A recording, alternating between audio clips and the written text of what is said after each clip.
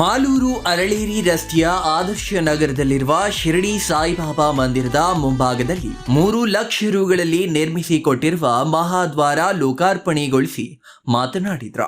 ಇತ್ತೀಚಿನ ದಿನಗಳಲ್ಲಿ ಉಳ್ಳವರು ದಾನ ಮತ್ತು ದೇವಾಲಯಗಳಿಗೆ ಕೊಡುಗೆ ನೀಡಿ ಹೆಸರು ಹಾಕಿಸಿಕೊಳ್ಳುತ್ತಾರೆ. ಎಡಗೈಯಲ್ಲಿ ಕೊಟ್ಟಿದ್ದು ಬಲಗೈಗೆ ಗೊತ್ತಾಗಬಾರದು ಎಂದು ತಿಳಿದು ಧಾರ್ಮಿಕ ಕೆಲಸ ಕಾರ್ಯಗಳಿಗೆ ಹಣ ಸದುಪಯೋಗ ಮಾಡುವುದರಿಂದ ಸಂಪತ್ತು ಮತ್ತಷ್ಟು ವೃದ್ಧಿಸುತ್ತದೆ ಎಂದು ಹಿರಿಯರು ಹೇಳುತ್ತಾರೆ.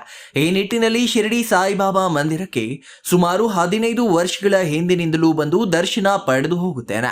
ಶಿರಡಿ ಸಾಯಿಬಾಬಾ ರಾಜಕೀಯವಾಗಿ ಆರ್ಥಿಕವಾಗಿ ಒಳ್ಳೆಯದನ್ನು ಮಾಡಿದ್ದಾರೆ ಎಂದ್ರ. ಸಾಯಿಬಾಬಾ ದೇವಸ್ಥಾನಕ್ಕೆ ಕೊಡುಗೆ ನೀಡಬೇಕು ಎಂದು ಅಧ್ಯಕ್ಷರು ಮನವಿ ಮಾಡಿದ್ರ. ಹಾಗಾಗಿ 3 ಲಕ್ಷ ರುಗಳ ವೆಚ್ಚದಲ್ಲಿ ದೇವಾಲಯದ ಮುಂಭಾಗದಲ್ಲಿ ಮಹಾದ್ವಾರ ನಿರ್ಮಿಸಿಕೊಡಲಾಗಿದೆ. ಉಳ್ಳವರು ಧಾರ್ಮಿಕ ಕಾರ್ಯಕ್ರಮಗಳು ಹಾಗೂ ದಾನ ಮಾಡುವುದರಿಂದ ಸಮಾಜದಲ್ಲಿ ಶಾಂತಿ ಮತ್ತು ನೆಮ್ಮದಿ ಸಿಗುತ್ತದೆ ಎಂದ್ರ. ಇದಕ್ಕೆ ಇಷ್ಟು ಬೇಡ ಅಂತ ಹೇಳಿದೆ ಅಣ್ಣವ್ರನ್ನ. ನನಗೆ ಪ್ರಚಾರ ಆಗೋದು ಬೇಡ.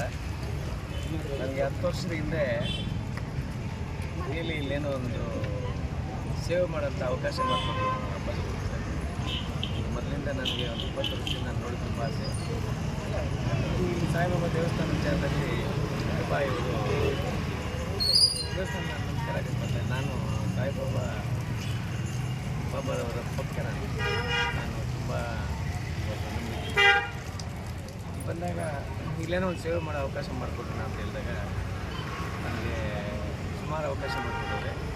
ನಾನು ಇದನ್ನ ಇಷ್ಟಪಡ್ತಾನೆ. ಕೆಲಸ ಮಾಡ್ತಿರೋದು ಮೀಡಿಯಾ ಹಾಕೋದು ಬೇಡ ಅಣ್ಣ ಹೇಳಿದೆ.